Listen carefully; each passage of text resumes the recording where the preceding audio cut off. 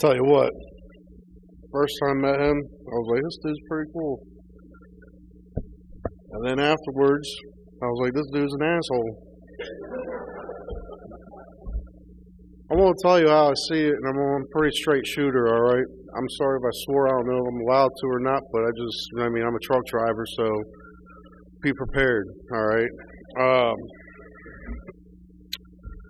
It got me reading papers, and I don't like reading, I'll be honest with you, okay? I didn't want to come. I tell you what, I have everything to lose, nothing to gain from this, alright? Everything to lose, nothing to gain. And I'm already losing. Okay?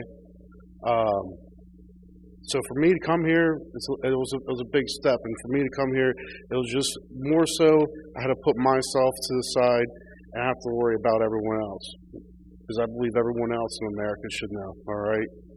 Just a little pass. He kind of gave you a little rundown. Served some time, had some charges. You guys want to run with it, you can run with it. But this is what the real story is. The story is what we're here for today, alright? I didn't want this put on me, but for some reason, it's on me, and here I am, alright? I drive tractor trailer for U.S. Postal Service, subcontractor. I drive a route transporting mail from Lancaster, Pennsylvania to Bethpage, New York to Harrisburg, Pennsylvania, and back to Lancaster. On October 21st, when I arrived for my usual route in Bethpage, New York, an expediter made 3 references to ballots that were to be loaded into my trailer, including saying, hey, you've got a ballot today, or you have ballots today, and even showing me a piece of registered mail and saying someone really wanted their ballot to count. In total, I saw 24 gaylords. Where's that box? Right here. You got this guy right here. That's kind of a good representation of a gaylord, all right? They're not usually put together with duct tape, though. Here you go. This is pretty good too, but for a visual, I mean that will work, all right. So, in total, I saw 24 gaylords, or large cardboard containers of ballots loaded into my trailer. These gaylords contain plastic trays. I call them totes, but trays will work, of ballots stacked on top of each other. All the envelopes were the same size. I could see the envelopes had handwritten addresses, return addresses, and I could even tell that one was marked registered mail. That one was off to the side, all right? They were complete ballots. I didn't think much of it at the time. At Bethpage, I was first loaded with 2 tall gaylords. So picture that thing there, or this little representation here, but this tall, all right? So I was loaded with 2 tall gaylords, okay? And that were, where was I at? That had mixed mail pieces bound for Lancaster. These gaylords were loaded first because they would be the last off my trailer. The remainder of the truck was loaded with complete ballots bounded for Harrisburg. I then drove to Harrisburg with the ballots. Usually I offload in one of the 7 docks every day, but not on October 21st. I wasn't allowed to offload. That's different. Whenever I pull into Harrisburg, I go around and I get unloaded, and then I roll out. Not that day, all right? Not that day. Instead, I was made to wait for roughly 6 hours in the yard, from 9:15 a.m. to 3 p.m. This really ticked me off, all right? Because my brother was in town. He just moved back up, and I wanted to spend some time with him. I try to get the attention of postal workers, but no one would tell me what's going on. All of this was weird. I arrived at about the same time every day. The expediter scans all my seals and barcodes, and they unload me. But for the first time, but from the time I first arrived in Harrisburg from Bethpage, everything got weird. None of that happened.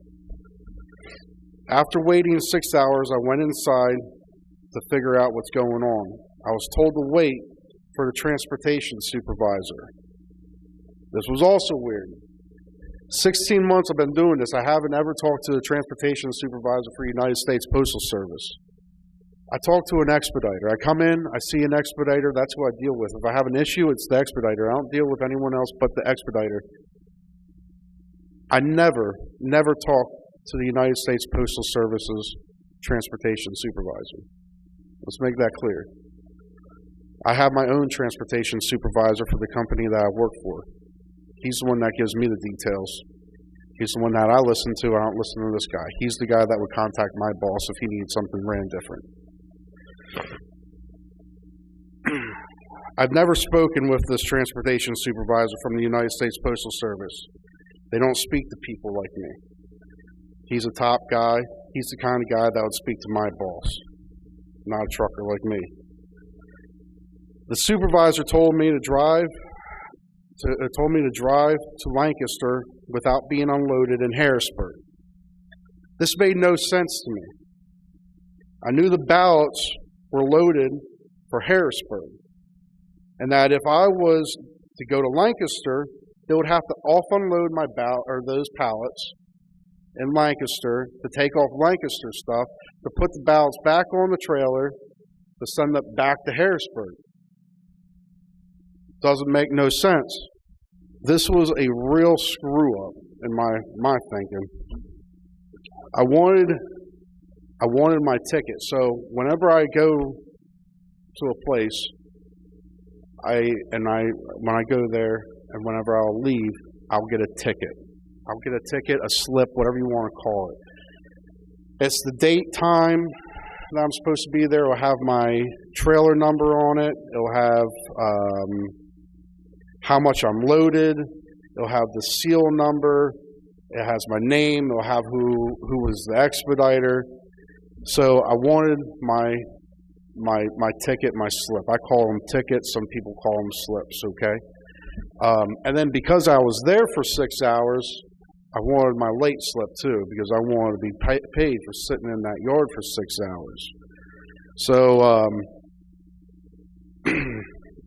I wanted the ticket and the late slip for stopping in at Harrisburg. Also, I wanted it because if they tell me to take this load to Lancaster, I don't want to pull up the Lancaster of Harrisburg crap and be like, yeah, they just told me to come here and not have no ticket, because they don't look like I just came straight here, you know? Just to prove that I was there. And so others would know I wasn't the person that screwed this up. A ticket is always provided to a driver when they arrive at a United States Postal Service facility. It proves you were there. The transportation supervisor refused to give me a ticket and told me to leave. I then demanded he give me a late slip, since I wanted to get paid for the time I was sitting there and waiting for them to offload me. He refused to give me that too. He was kind of rude and wouldn't explain anything to me. He just told me to go to Lancaster. I then drove to Lancaster, unhooked my trailer in its normal place, and then drove my truck to where I always park it in a nearby lot, and then I went home. The next day, it just got weirder. As I arrived at Lancaster's United States Postal Service facility with my tractor, I went to hook up to my trailer, and my trailer was gone. Not there no more. 10R 1440. Since I started driving that Bethpage route, I've always had trailer 10R 1440. I like that trailer. It was a nice trailer. I know you guys probably don't really know nothing about truck driving or trailers or anything, but the rear tandems had with your driving light, the rear tandems will actually, the front axle will actually go up. Nice air ride. The doors on it worked great. Some of the trailers that place has, you could honestly put it on the back of a carrier and drop it off in the middle of the ocean and no one would worry about it. So that trailer I really liked, okay? What happened on October 21st was a series of unusual events that cannot be a coincidence. I know I saw ballots with return addresses filled out, thousands of them, thousands, loaded onto my trailer in New York and headed for Pennsylvania.